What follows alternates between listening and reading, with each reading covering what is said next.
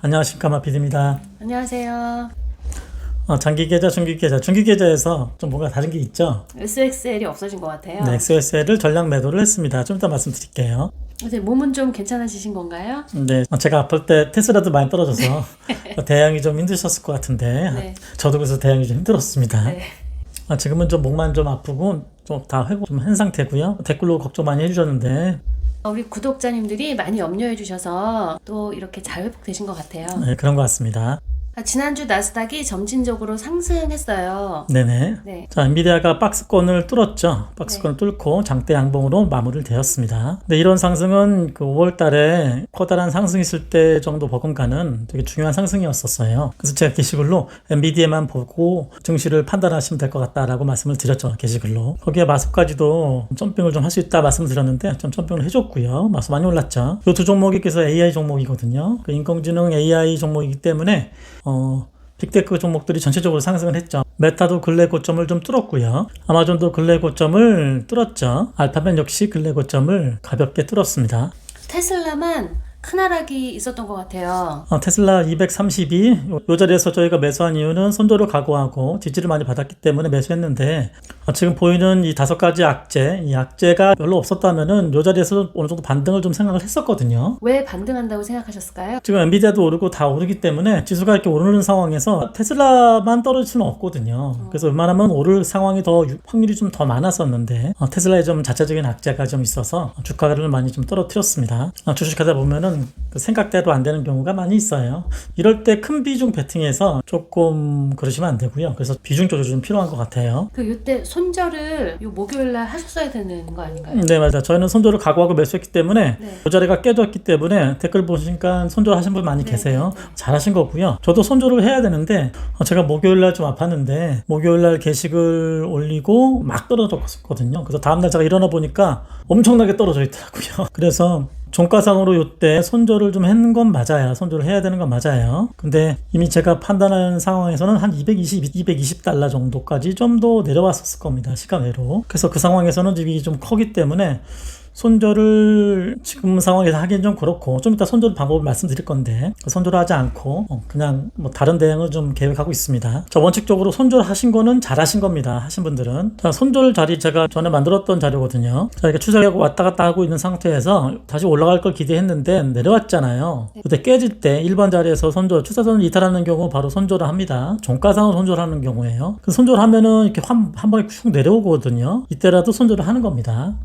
이때 50% 손절해도 되고요. 전량 손절해도 되고요. 근데 타이밍을 놓쳐서 손절을 못했다 그렇다면은 다시 또 반등할 때가 있거든요. 기술적 반등. 어떤 61선이나 200일선이나 21선이나 어떤 지지받는 부분이 있을 거예요. 어떤 지지대가 있을 겁니다. 그때 다시 지지받고 반등할 때 다시 깨졌던 그 순간에 다시 왔을 때 두 번째 자리에 저항으로 바뀐 그 자리, 요 자리에서 다시 전량 손절하는 게 좀 가장 이상적이고요. 근데 여기까지 오는 경우도 있지만 그 전에 다시 꼬꾸라지는 경우도 상당히 많아서 저 같은 경우는 이때 거의 손절을 하고요. 이때 30이나 50%, 이때 또 30%, 이때 전량 손절 정도 하거나 저는 지금 현재 여기서 손절을 하지 못한 상태이기 때문에 기술적 반등이 있을 때 여기서 반, 그 다음에 여기서 또 반의 반, 좀 올랐을 때 올라간다면 또 반의 반 이렇게 생각하고 있거든요. 이 정도에서 세 파트로 좀 진행할 생각입니다. 그리고 손절은 기계적으로 하시는 게 좋아요. 그냥 이 자리에서 그냥 전량 손절이나 절반 손절 하시는 게 좋아요. 자, 주식 어려우신 분들은 이거 캡처하셔서 이거 보고서 잘 계속 고민해 보세요. 나는 어디서 손절하는 게 좋은지 연습하셔야 됩니다. 마피디님, 우리 테슬라 투자 전략 또 어떻게 계획하고 계세요? 자, 어느 자리가 지지를 받는지 한번 살펴볼게요. 먼저 101달러에서 지지를 받고 올라갔고 194에서 11월 달에 올라갔거든요. 요 두 점을 이었을 때 지금 자리에서 딱 맞아 떨어지거든요. 그래서 좀 멈출 것 같아요. 현재 자리는 218 정도에서 멈췄죠. 자, 다음 주는 215를 꼭 지지를 좀 해줘야 되거든요. 15는 요때 맞고 떨어졌고 저항이 있었고 뚫고서 랠리를 좀 이어갔고요. 지지를 받았고요. 8월 정도에. 그 다음에 10월 정도에 약간 깨졌지만 지지받고 올라갔던 자리이기 때문에 파동상으로 좀 버텨야 할 자리는 맞습니다. 215 정도. 금요일 종가상으로 215는 지켜야 됩니다. 이 밑으로 내려오면서 캔들이 발생이 된다면 추가 하락할 수밖에 없어요. 테슬라 월봉상으로 크게 보시면 11월달 장대 양봉이 떴잖아요. 그 전에 장대 음봉 요 두 개의 장대 양봉이 왼쪽에 있는 장대 음봉을 먹어버리면서 더 높죠. 그래서 올라간 거고요. 그래서 요거는 없어진 거고요. 그 다음에 좀 장대 음봉으로 내려오고 있는데 기준봉의 중간선이 222거든요.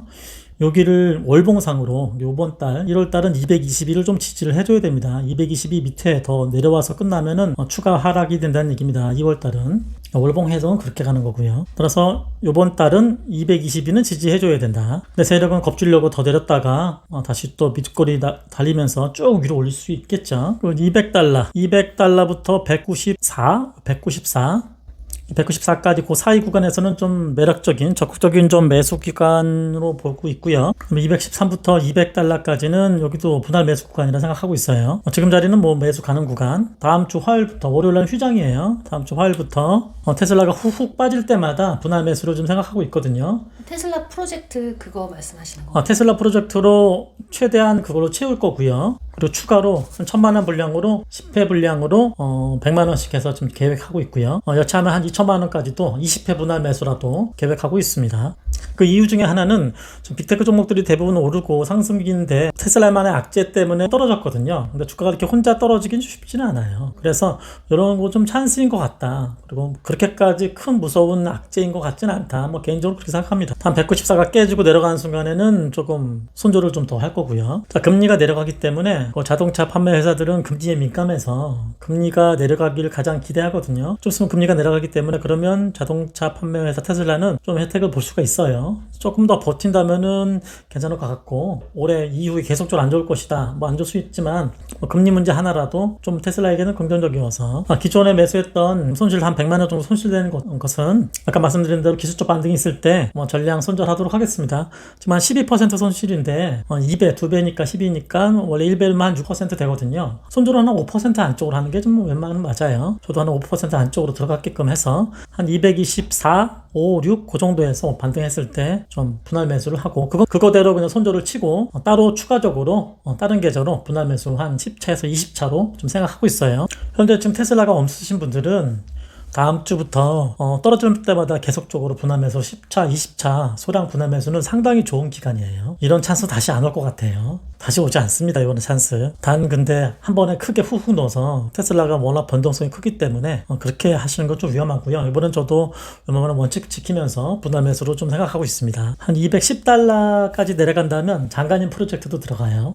네, 장관님 프로젝트도 적절한 구간인 것 같아요. 제가 아직 테슬라 프로젝트는 아직 1차, 2차 매수하고 매수하지 않았잖아요. 이제는 괜찮은 매수 타이밍이 맞습니다. 자, 이때는 손절을 각오하고 매수하는 거고요. 진정한 매수는 아니죠. 단기적으로 먹으려고 들어가는 거고. SOXL 중기 계좌를 전량 다 매도하셨는데요. 네네. 수요일인가 목요일인가에 매도를 했을 거예요. 말씀드리려고 캡처까지 해놨는데 깜빡하고 제가 못 올려드렸는데 지금 가격 다 비슷하죠. 그 정도에 매도를 했습니다. 27달러, 8달러에서 매도한 것 같아요. 매도한 이유는 반도체가 많이 급하게 올랐기 때문에 좀 횡보를 더 할 것 같다. 그런 생각이 좀 있고요. 그리고 지난 수요일 날 영상에서 말씀드렸듯이 약간 금리 인하 시기 때 약간 지수가 많이 더 빠질 수 있기 때문에 분명히 이런 상승은 다시 한번 또 쭉 올라가는 상승으로 다시 한번 주냐 그럴 것 같진 않아요. 이 상승이 되게 커서 조정을 횡보를 꽤 많이 할 것 같은 느낌이 있어서 오히려 이럴 때 좋은 또 종목에 있으면 들어갈 예정으로 한 1년 동안 매도를 안 했네요. 반도체 XOX 중기까지 1년 동안 매도를 거의 안 했거든요. 1년 전에 거의 매수했던 건데 매도를 했습니다. 전량 매도했습니다. 자, 다음 주 미국 증시는 또 어떻게 보고 계세요? 자, QQQ 주봉인데요. 전주의 음봉을 장대 안봉으로 좀 위로 올렸죠. 그래서 긍정적인 모습으로 바뀐 건 맞죠. 자, 일봉상으로 점진적으로 계속적으로 상승하고 있습니다. 지금 거의 5일 연속 상승인 것 같아요. 증시 키는 엔비디아가 갖고 있다고 말씀을 계속 드렸잖아요. 자, 엔비디아가 지금 윗부분에서 지금 약간 도지 형태로 지금 십자 도지 형태가 좀 보이죠. 그리고 약간 좀 꺾이는 모습도 있고 좀 도지가 좀 강하게 보였죠. 조금 약간 옆으로 횡보하는 느낌이 좀 있을 것 같거든요. 약간의 조정. 좀 급하게 올라서. 그렇더라도 지금 매도할 상황은 아니고요. 엔비디아. 충분히 매주 조정 받다가 또 올라갈 수 있고요. 자, 약간의 조정을 보이면서 점진적으로 좀 상승할 것 같은 분위기는 있습니다. 근데 반도체는 좀 덜 올랐죠. 자, 반도체들 전량 매도한 이유도 좀 더 오를 수는 있는데 근데 그 오를 폭이 그렇게 많지 않을 것 같다. 그래서 비중을 줄인 개념이 좀 있고요. 그래서 지금 자리에서 그 매수를 한다. 다른 종목들은 매수하는 거 조금 부담 있는 느낌이 있어요. 반도체는 지금 다시 좀 오르다가 다시 쌍봉 개념으로 막 떨어질 가능성이 좀 보일 수 있습니다. 반도체는. 자, 빅테크 위주로만 지금 오르고 있어서 중소형주들은 지금 떨어지고 있어요. 다시 지금 맞고 떨어지는 가능성을 좀 보이고 있습니다. 러셀리처는. 마피디님, 투자 포지션은 어떻게 진행하실 계획이신가요? 엔비디아, 마소, 그다음에 뭐 알파벳, AI 그 대장주들이 지금 많이 올라줘서 조금 조정을 받을 때는 5월 달에도 그랬거든요. 다음 AI 또 남은 거 없나 이렇게 둘러보거든요. 그럴 때 분명히 테슬라가 눈에 보일 수 있어요. 그래서 그때도 테슬라가 뒤늦게 올랐던 기억이 있습니다. 한 번에 인공지능 AI 종목들이 조금 조정을 보일 때 테슬라가 좀 반등할 수 있는 가능성이 좀 있고요. 그래서 지금 제가 테슬라 위주로 지금 전략으로 매수하려는 이유도 그때를 기다려서 지금은 조금 내릴 수 있거든요. 지금 약간 추가 하락 더 시켜서 공포감 더 겁을 줄 수 있거든요. 근데 그때 이럴 때는 저희 기회일 수 있겠죠. 그리고 분명히 찬스가 있을 것이다. 반등이 있을 것이다. 그때는 조금 더 매수할 생각이 있습니다. 자, 그리고 지금 자녀들한테 주식을 사줄 계획이 있으신 분들은 자녀가 지금 뭐 초등학생, 중학생 지금 테슬라 한 1.5배나 2배 조금씩 한 뭐 10만원, 20만원씩 계속적으로 지금 분할 매수는 아주 적절한 기간이라고 제가 자신있게 말씀드릴게요. 10년 후에 그 마피디 한번 기억나실 겁니다. 테슬라 5년 뒤, 10년 뒤는 FSD 자율주행이 성공적으로 돼서 엄청난 금액이 될 거예요. 하여튼 저는 다음 주 테슬라가 훅훅 빠질 때마다 분할 매수로 한 10차, 많으면 20차 정도로 생각하고 있고요. 또 다른 큰 악재가 있을 때는 다른 생각을 하겠지만 지금까지 있는 정도의 악재 정도면 반영은 또 많이 됐다 볼 수 있습니다. 근데 말씀드렸듯이 큰 금액으로 한 번에 훅훅 사는 거는 위험하고 10회, 최소한 10회입니다. 10회에서 20회 정도까지 해서 테슬라를 좀 매수하고 싶다 생각하신 분들은 적절한 구간이 오고 있을 것 같습니다. 마지막 기회일 수도 있어요. 진짜 이제. 근데 전 요번에 좀 오를 것 같은 생각이 있었거든요. 그러니까 웬만한 종목에서 뚫고 지지받고는 웬만하면 가거든요. 근데 이걸 떨어뜨리면 참 웬만한 악재면 이게 쉽지 않은데 참 그 악재가 쏟아지니까 어쩔 수 없네요. 테슬라도. 그리고 이렇게 빅테크가 다 오르는데 혼자 떨어진다. 자, 이런 경우는 흔한 경우 아닙니다. 제가 기대만 하고 있었나요? 하여튼 적절한 순간에 손절할 때도 손절하고 게시글에 올려드리도록 하겠습니다. 꼭 저 따라 할 필요는 없으시고요. 자, 공포탐욕 지수가 지금 70 정도 왔다 갔다 하고 있죠. 약간 꺾이고 있어요, 지금요. 자, 10년물 국채금리도 주봉상으로 지금 중간선, 장대모의 중간선을 지금 돌파를 못했죠. 그래서 추가적으로 하락할 가능성은 좀 있긴 있습니다. 자, 그런데 아직 그래도 약간 요도 기준봉이 하나 떠서 중간선을 지금 다시 밑으로 내려와서 어떻게 될지 모르죠. 하다가 올라갈 수도 있습니다. 유심히 중간선을 지키는지 돌파하는지 살펴볼 필요가 있어요. 자, 이 중간선을 돌파하면은 큰 하락이 좀 될 수 있습니다. 살펴보시고요. 10년물 국채금리가 올라가면은 주가에는 좀 부담이 있습니다. 아일랜드 킴님 소중한 슈퍼챗 감사드립니다. 제가 처음 찍은 영상에 슈퍼챗을 주셨습니다. 감사합니다. 자, 석기민 분들의 순매수도 참고하시고요. 마피디님 건강관리 좀 잘 하셔야 될 것 같아요. 네, 잘 하도록 하겠습니다. 자, 구독과 좋아요 눌러주시면 영상 제작에 큰 힘이 됩니다. 감사드립니다. 감사합니다.